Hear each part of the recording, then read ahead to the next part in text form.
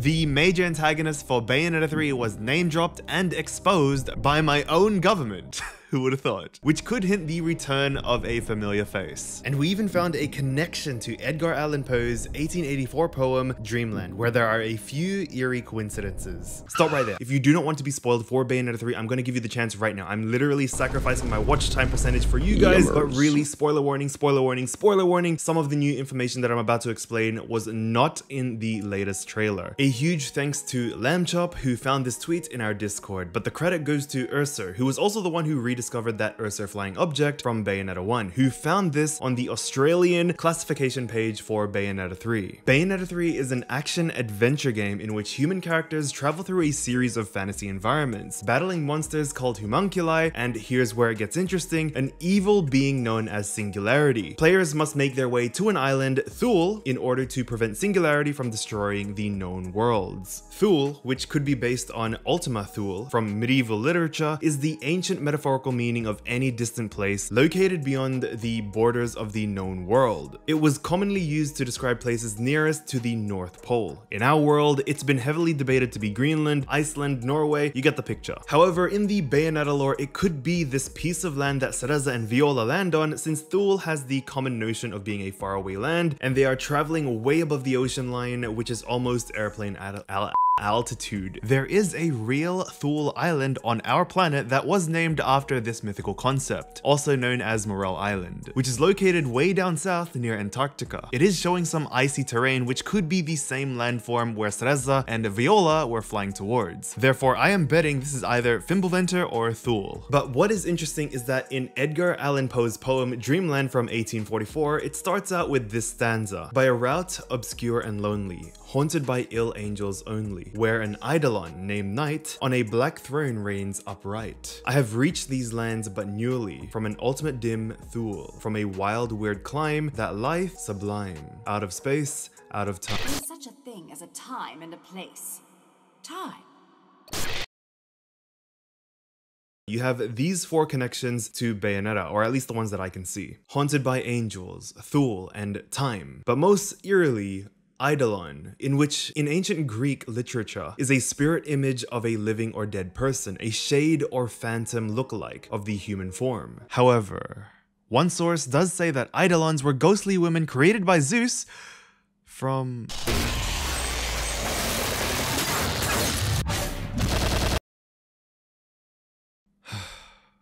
Did we just figure out this 5-year mystery? What if the purple figure is finally a Cereza variant, who is the most vicious and bloodthirsty of them all in the multi-Bayoverse? Was she a Cereza that in her universe had the worst upbringing? Or is this a Cereza that was created by someone from the Alphaverse to kill all Cereza variants? Potentially a weapon for our Bayonetta, who is seen to be the strongest. Or...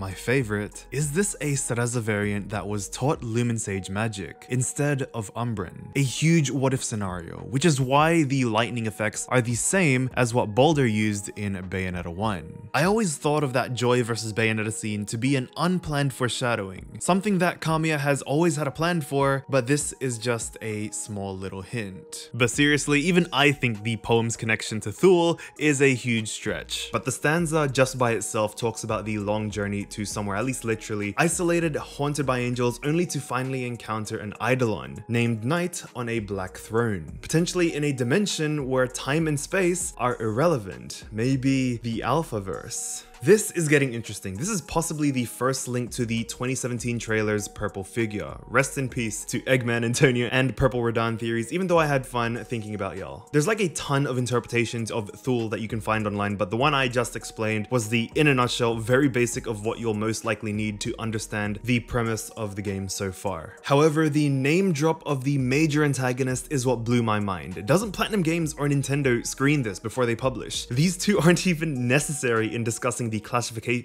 classification rating. Oh my god, I'm sorry, it's 12 AM. Now, I'm not going to immediately conclude that the purple figure is the main antagonist. I still think it is some sort of puppet that the Singularity is using. Now, there are three main concepts of Singularity in our real world. One is the popular black hole singularity, where simply put, the density of one point of a black hole structure is infinite. The second one, which is my personal favorite, is the essential beginning of our universe before the Big Bang that started it all. But you have number three, which is quite different. It's the technological singularity, which is the hypothetical point where technology, specifically artificial intelligence, will become uncontrollable to the human race. Some have even predicted that this will happen in 2045. Again, Bayonetta 3's singularity, whoever or whatever it may be, is destroying the known world. A great play on, since the terminology is connected to the birth and death of universes, or at least matter. So by known worlds, that potentially means chaos, paradiso, inferno, and purgatorio. I am livid with this idea. This goes back to my Lilith theory. What if Lopter foresaw this? I theorize he foresaw this singularity coming in to destroy everything, and this is why he needed the eyes of the world to combat this bigger threat. I call this the general pattern trope, where we potentially defeated the wrong enemy. Now, who is this singularity? Could it be Sigurd? He does have that symbol on his chest, which could symbolize the concept of singularity. But really, I think that's quite cliche and way too predictable and kind of spoilery, might I add. I think I would prefer him to be just a high-level scientist, or at least a puppet to the singularity, who is going to be a completely new character, but having little connections to the bosses or the events that happened in Bayonetta 1 and 2. Very similar to Loki's goal in Bayo 2 and possessed boulders in Bayo 1, though they wanted to create a new world. Are they really going to go with the Kaguya Madara Obita trope, where the singularity has been trying to do the exact opposite of what Lopter and Boulder have been trying to do all this time? Or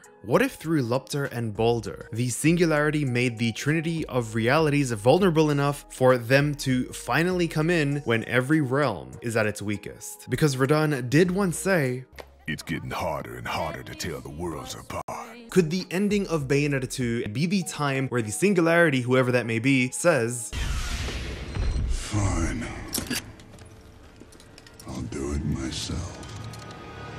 But here's where this speculation is going to become really cool, really shonen. I theorize the singularity is a mixture of all three concepts. The goal to destroy these worlds, then hope to potentially create a new one at the end of Bayonetta 3. Or just utter destruction, I don't know.